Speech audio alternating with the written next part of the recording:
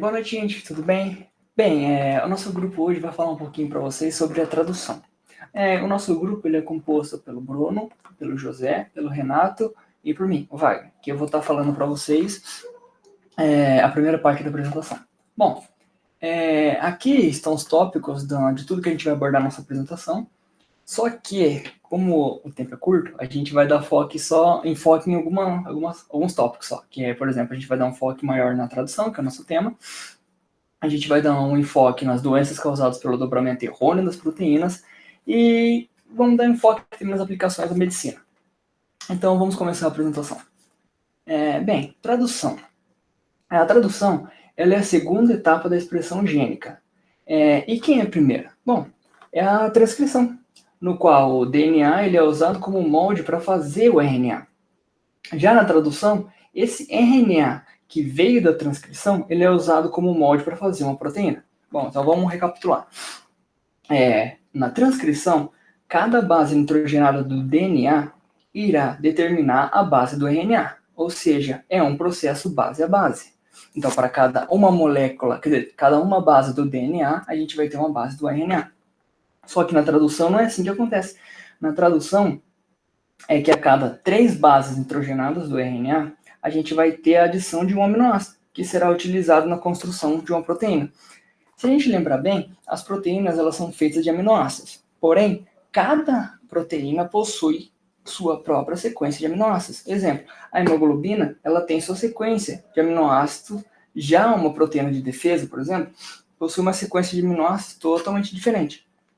Mas aí eu pergunto, onde estão essas informações que irão determinar a sequência correta de aminoácidos para a formação de uma proteína? É simples. Essa informação pessoal, digamos assim, está contida no código genético, no gene, no DNA. Então, por exemplo, se a célula vai produzir uma proteína como hemoglobina, ela irá transcrever o gene da hemoglobina em RNA. E depois, esse RNA é transcrito em uma proteína, no caso, hemoglobina. Então, o que seria a tradução? A tradução, basicamente, ela vai ser o processo que irá transformar a linguagem de nucleotídeos, ou seja, de açúcar, de fosfato e de base, em aminoácidos. E, basicamente, é isso. Só que eu quero que vocês fiquem meio que atentos nos nomes. Observar que, tipo, de DNA para RNA, o nome é transcrição, porque não mudou a linguagem. Base a base, ou seja, nucleotídeo. A base, açúcar e fosfato, basicamente é isso. E já quando temos a mudança dessa linguagem, ou seja, de RNA para aminoácido, a gente chama de tradução, pois a linguagem não é mais base a base, e sim base e aminoácido. Deixa eu passar aqui. Então vamos lá. E como as bases formam os aminoácidos? É simples. Tipo, a cada 3 bases, a gente vai ter um aminoácido, onde chamamos essas 3 bases juntas, esse conjuntinho, de códons. Então, a cada um códon, temos um aminoácido, ou seja, a cada 3 bases, a gente vai ter um aminoácido. E o que vai diferenciar um aminoácido de outro é a sequência de bases dentro do códon. Então, tipo, a gente vai ter 64 combinações possíveis de 3 bases nitrogenadas que formam os 20 aminoácidos existentes. E por que esse número, tipo, gigantesco? É que o código genético ele é degenerado, ou seja, flexível. Ou seja, mais de uma sequência, um códon, pode originar um mesmo aminoácido. Outra coisa é que o código ele é universal, ou quase universal, digamos assim. Isso quer dizer que uma mesma sequência de códons, bases, que codificam um aminoácido no humano, certamente irá codificar um aminoácido em outro animal. Então, por isso que a gente diz que ele é meio que universal. Então, também a gente vai ter que a sequência nucleotídea de um RNA mensageiro é traduzida para a sequência de aminoácidos de uma proteína, por uso do código genético, como está embaixo. E para finalizar, eu gostaria de falar de códigos específicos, que seriam os códigos de iniciação, que é uma sequência basicamente formada por uma adenina, uma uracila e uma guanina, que é a UG, que formará o aminoácido metionina. E esse aminoácido ele é responsável por iniciar a síntese proteica e está localizado na região 5' temos os códons de finalização, que são responsáveis por dizer: ei, chega maluco, a síntese acabou. E estão localizados na região 3'. E por fim, a gente vai ter os anticódons do RNA transportador, que nada mais é do que uma sequência de base de RNA, do RNA transportador, que irá se ligar, parear com os códons do RNA mensageiro durante a síntese proteica. Bom, basicamente é isso. Bom, gente, eu vou estar falando um pouquinho a respeito de um dos principais agentes aí, né, do processo de síntese proteica, do processo de transcrição, que é o RNA transportador, tá? Então, basicamente, a função do RNA transportador é captar os aminoácidos, né, que estão presentes no citosol da célula e transportar até os ribossomos. O que seria um RNA transportador? Um RNA transportador é basicamente uma fita simples de RNA, assim como o RNA mensageiro, o RNA ribossômico, que são constituídos de uma fita simples, o RNA transportador também. E ele possui muita versatilidade. O RNA transportador, ele adquire várias formas, né? Várias conformações dentro da célula. E a gente vai estar falando um pouquinho de cada uma delas. Bom, gente, aqui é uma estrutura bem geralzona mesmo, bem básica de um RNA transportador, tá? Aqui ele está no formato que a gente chama de formato em trevo, né? E por que formato em trevo? É importante a gente lembrar também que isso aqui é uma única fita de RNA, porque a gente tende a olhar essa imagem e pensar que devido ao aglomerado, né?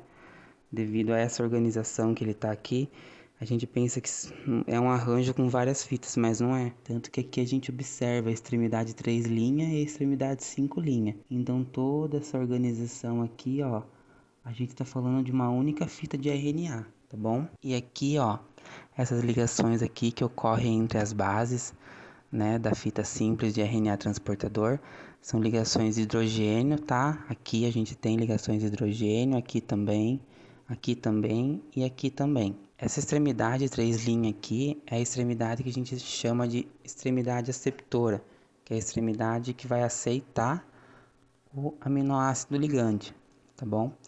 E aqui é a porção do anticódon, tá?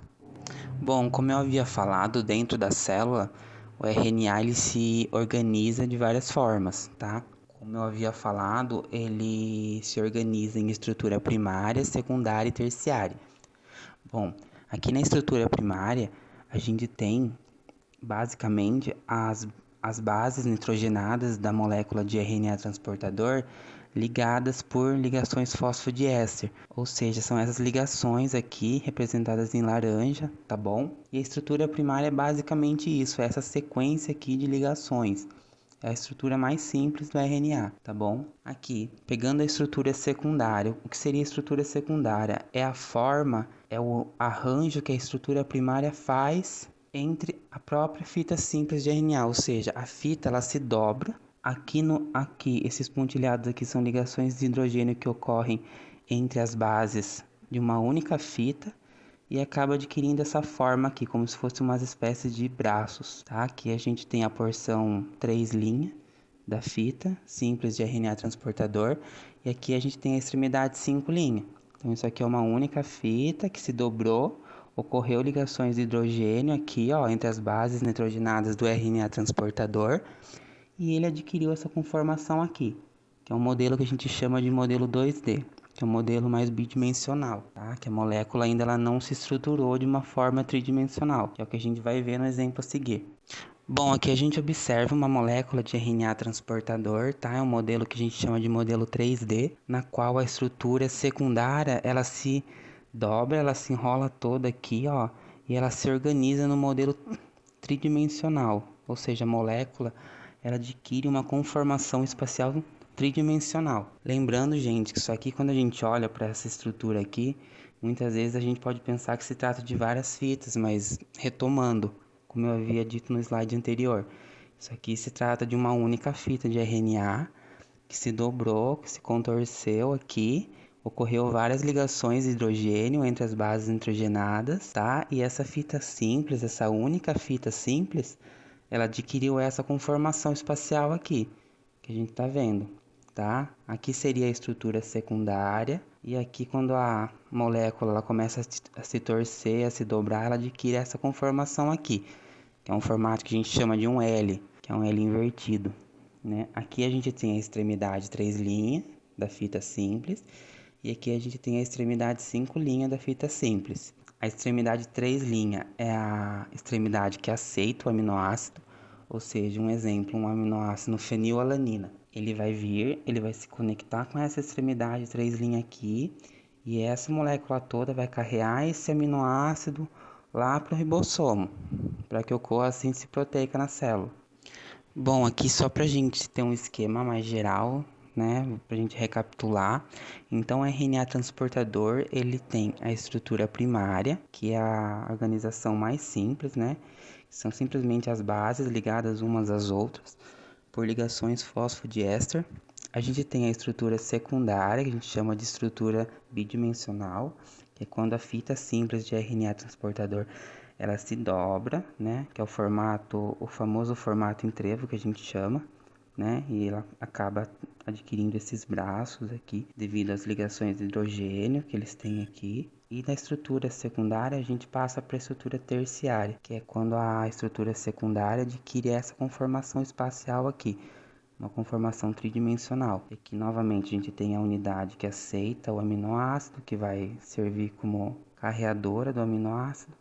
E aqui a gente tem a porção do anticódon, do RNA transportador. Ribossomo. O ribossomo é uma estrutura presente nas células eucariontes e procariontes. Ele é responsável pela síntese proteica. O ribossomo é composto por duas subunidades e também por proteínas. Ele possui RNA ribossômico na sua porção central. Os ribossomos se localizam nas células procariontes no citoplasma e nas células eucariontes, eles também estão presentes no retículo endoplasmático. Ele possui 3 sítios com funções diferentes. Ele é formado por 4 fitas de RNA ribossômico mais proteínas. O ribossomo só é funcional quando possui suas duas subunidades unidas. Quando elas estão separadas, ocorre o final da síntese proteica. A subunidade maior do ribossomo é composta por 3 tipos de fitas de RNAR mais proteínas. Essa subunidade é também chamada 60S. É composta por 3 RNAR 28S, RNAR 5,8S e RNAR 5S mais proteínas. A subunidade menor é composta por um tipo de fita de RNAR mais proteínas. Esta subunidade é também chamada 40S. É formada por um RNAR 18S mais proteínas. Essa é uma figura que representa a subunidade maior, acima, e a subunidade menor do ribossomo, abaixo, e ao lado as duas subunidades unidas. Os sítios do ribossomo. Então, o ribossomo possui 3 sítios que fazem contato direto com o RNA transportador na subunidade maior. Os sítios se chamam sítio A, sítio P e sítio E. O sítio A, aminoácido, ele se localiza à direita do ribossomo. É o local onde ocorre a chegada do RNA-T carregando o aminoácido. O sítio P, peptidil, se localiza no centro do ribossomo. É o local onde ocorre a ligação peptídica entre os aminoácidos de ambos os sítios, o A e o P. E o sítio E, exit, localizado à esquerda do ribossomo. É o local onde os RNA-Ts deixam o ribossomo após deixarem seus aminoácidos. Códigos de terminação. Existem 3 tipos de códigos de terminação. São eles: UAA, UAG e UGA. Eles se localizam na extremidade 3 linha. Não trazem aminoácidos, pois não são reconhecidos pelo cRNA-T. Eles sinalizam para o ribossomo o término da tradução. Fatores de liberação são proteínas que ligam-se a qualquer códon de terminação pelo sítio A, acrescentando uma molécula de água para interromper a ligação peptídica final. Bom, agora eu vou estar falando brevemente sobre algumas doenças causadas por erros que, eventualmente, ocorrem em proteínas. Vou falar um pouco sobre a tão conhecida anemia falciforme, depois sobre a doença de Huntington e, por fim, do famoso albinismo. Vamos lá. Primeiramente, sobre a anemia falciforme, como a maioria de vocês já sabe, ela recebe esse nome porque as pessoas que possuem essa doença possuem seus eritrócitos, né, as suas hemácias, em formato de foice. Esse formato se dá pelo fato de que a hemoglobina, que é a molécula responsável pelo transporte de oxigênio no interior das nossas hemácias, pelo sangue, possui uma estrutura diferente e prejudicial para nós. Essa forma mutante é incapaz de transportar oxigênio ou sua capacidade de transporte é reduzida, prejudicando os demais tecidos do nosso corpo. O gene responsável por produzir a hemoglobina normal sofreu uma mutação e esse novo alelo gerou a hemoglobina S. A anemia falciforme é uma doença de herança autossômica dominante em homozigose, ou seja, os indivíduos que possuem duas cópias do alelo mutante irão ter anemia falciforme, enquanto que os indivíduos heterozigotos para essa doença irão apenas ser portadores dessa doença. Nesse heredograma, podemos ver que os pais são heterozigotos para a doença e vemos que a probabilidade de seus filhos terem ou não anemia falciforme. Temos que eles têm 25% de chance de ter filhos totalmente saudáveis e sem ser portadores para a doença. E a mesma chance para gerarem filhos com anemia falciforme, enquanto que 50% de chance de gerarem filhos sem a doença, porém sendo portadores do alelo dominante. Mas qual seria a base molecular de tudo isso, né? Bom, seria justamente uma mutação pontual num códon do exon 1 do gene da hemoglobina. A mutação se dá pela mudança de uma única base nitrogenada de timina para adenina, como vocês podem ver nessa imagem, onde em condições normais, durante a tradução, será codificado o aminoácido glutamato. Porém, com a mutação, será codificado o aminoácido valina. Essa troca gera uma deformação na cadeia peptídica da hemoglobina, fazendo com que essas proteínas formem um aglomerado no interior das hemácias, ocasionando a doença. Agora um pouco sobre a doença de Huntington. Ela é um distúrbio degenerativo progressivo que causa alterações no controle motor e emocional, prejuízo na habilidade cognitiva e o aparecimento de movimentos involuntários. Ela é causada por uma modificação no gene HTT, também chamado de HD. Esse gene gera uma proteína chamada de untinina. Essa proteína normalmente possui sequências repetidas de códons CAG, em torno de 10 a 26 repetições. Porém, a doença só irá ser adquirida e se manifestar quando essas repetições forem maiores do que 36, podendo chegar a até mesmo 100 repetições. Aqui nós temos um esquema de como seria esse gene HD, né? Ele está inserido no braço curto do cromossomo 4 e, como dito anteriormente, ele possui de 10 a 26 repetições do códon CAG, que codifica o aminoácido glutamina. Essas repetições podem variar de indivíduo para indivíduo. Só que o problema dessa mutação não se dá pela perda de função da cadeia mutante, mas sim porque essa proteína mutante se tornou tóxica, né, para as células, levando à morte de neurônios em regiões específicas do nosso sistema nervoso. Agora, para finalizar, a última enfermidade que será abordada é o albinismo. Essa doença é caracterizada pelo fato de que as pessoas que a possuem têm redução ou ausência total de pigmentação na pele e nos olhos também, ou seja, de melanina. Então, além de suas células da pele estarem totalmente expostas à radiação solar, eles ainda possuem diversos problemas de visão. Porém, ao contrário dos casos anteriores, o problema não está na proteína em questão em si, mas sim na enzima que realiza a sua síntese, que é chamada de tirosinase. Bom, sobre a mutação na tirosinase, Outin e seus colaboradores encontraram 2 mutações no gene que codifica a tirosinase em 3 indivíduos, sendo 2 deles irmãos gêmeos. Nos 3 indivíduos foi encontrada uma mesma mutação no códon 81, onde há uma troca de uma citosina por uma timina, conforme demonstrado nessa imagem. Enquanto que os gêmeos possuíram uma troca de uma adenina por uma citosina no códon 371, e particularmente o terceiro indivíduo possuía uma troca de uma guanina por uma adenina no códon 47.